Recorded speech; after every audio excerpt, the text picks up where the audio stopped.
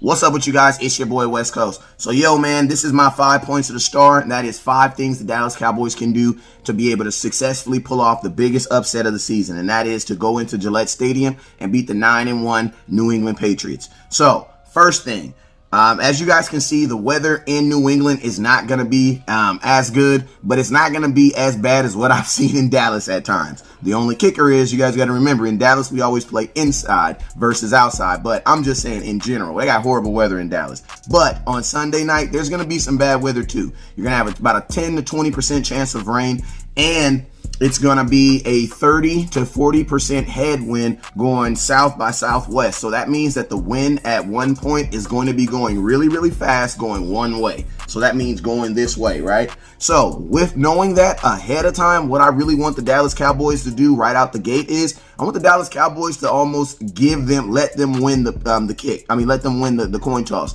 The reason being is because we need to be able to give them the win first. We want the Patriots to have the win with them first, because you got to remember, each quarter they change sides. So if they change side, that means by the fourth quarter, the Dallas Cowboys will be throwing with the win. And most importantly, because I do believe this game is going to come down to a kick, we'll be kicking with the win. I don't want in the final moments of the game my boy Brett Mayer trying to win trying to win a game for the Dallas Cowboys, and he's kicking into a 40-mile-per-hour headwind. That's going to be crazy. I would rather the win be at his back, be with him, and just be able to take the ball. So worst case scenario, that takes a 50-yard kick to a 60-yard kick, makeable. Why? Because you have a ridiculous headwind with you. You know what I'm saying? And I also, in that fourth quarter, I believe that this is going to be a game that's going to come down to us making a final play, or us trying to stop them from making a final play. And with that, I want Dak to have the win with him. I don't want in the fourth quarter for Dak Prescott to be throwing against the win. Why? Because that means balls can go shorts and balls can go naturally where they typically aren't where they're supposed to go. But I'm gonna be honest with you guys, with this type of headwind, my second point is gonna make even more sense. Bro, we need to run the ball. I'm going to keep it real with you guys. This needs to be a game where the Dallas Cowboys ground and pound the hell out of the New England Patriots. And the reason why I say we need to do it is because there's only been 2 teams this season that have either beat the Patriots or have come close to beating the Patriots. The first team who actually beat the Patriots was the Baltimore Ravens about 2.5 weeks ago. They beat them 37-20. Now, Lamar Jackson is obviously on pace to have an MVP season, but guess what? So is Dak Prescott. They're just doing in different categories. Now, in this Ravens game, the Ravens beat the Patriots 37-20. And I'm going to give you guys an amazing stat. Lamar Jackson threw the ball only 23 times the entire game. You want to know how many times they ran the ball? 41 times.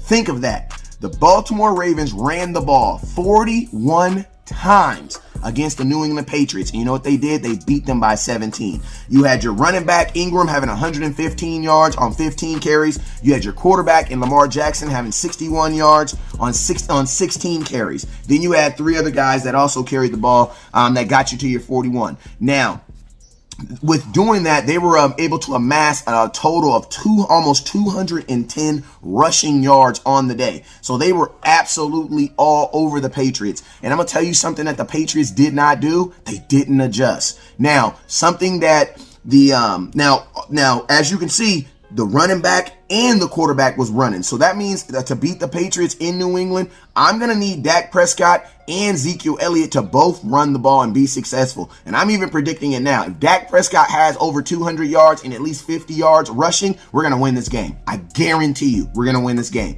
So, and that's what I'm saying. The Dallas Cowboys have to get Dak Prescott and his legs involved in this game. Now, if you guys remember, if you think right now, right, what was the best game that the Dallas Cowboys ever played under the Dak Prescott era? You know what it was?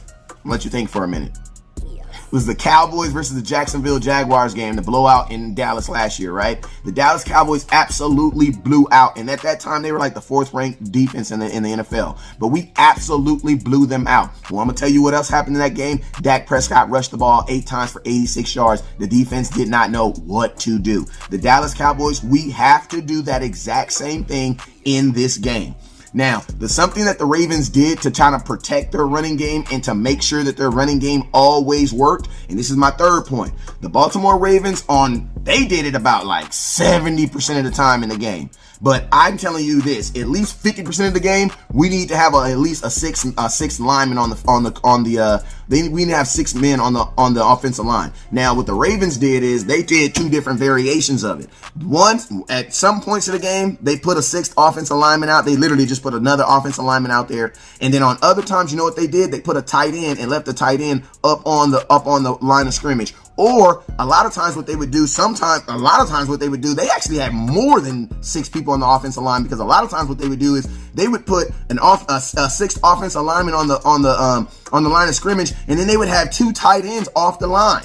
You know what I'm saying? So it's like you, in essence, have 7 guys blocking for 1 dude. And think of this, and you encompass like a RPO. So it's like you have 7 guys blocking for 1 guy, and you still have the threat of someone not getting the ball. Like the New England Patriots did not know what to do. And I'm gonna tell you something that was even more to their detriment.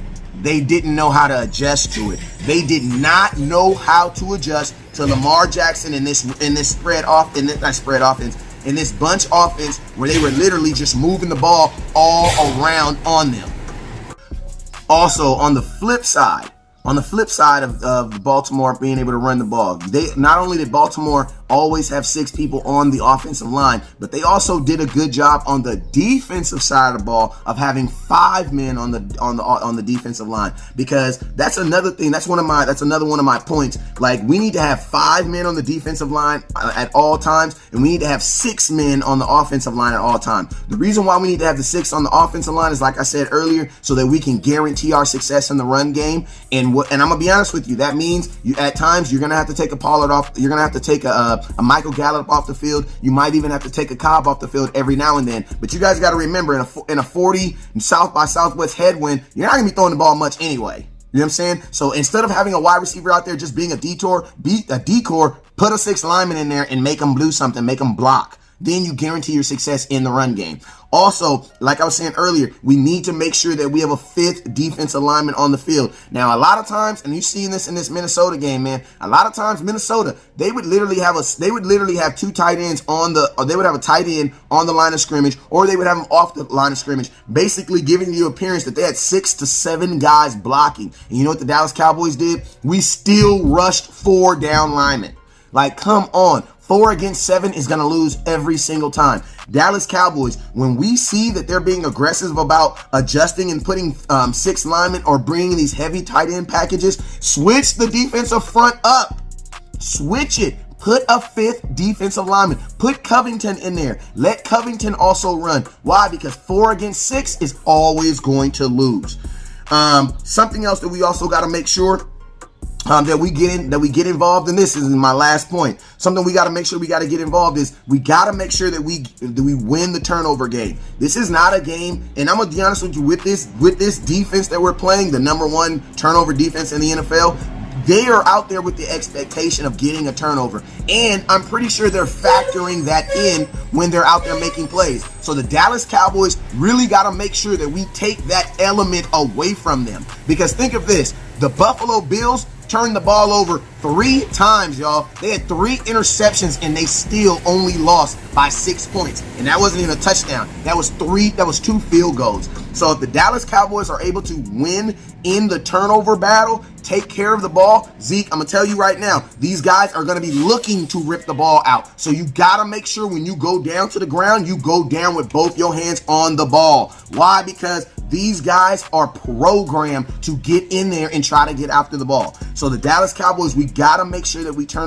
got to make sure that we win the turnover game. This is not a game, I'm going to be honest with you guys. If we have a turnover in this game, this is going to be a game that's going to be very hard for us to win. The reason being is because Tom Brady is very good inside the red zone. He's probably one of the best in the red zone. And typically when you turn the ball over, you're either in their red zone or ours. If you're in our red zone, that means you're not getting points. And if you're in their red zone, that means what? That means they only got to go 20 yards, man. So the Dallas Cowboys, we got to make sure we take care of the ball this week.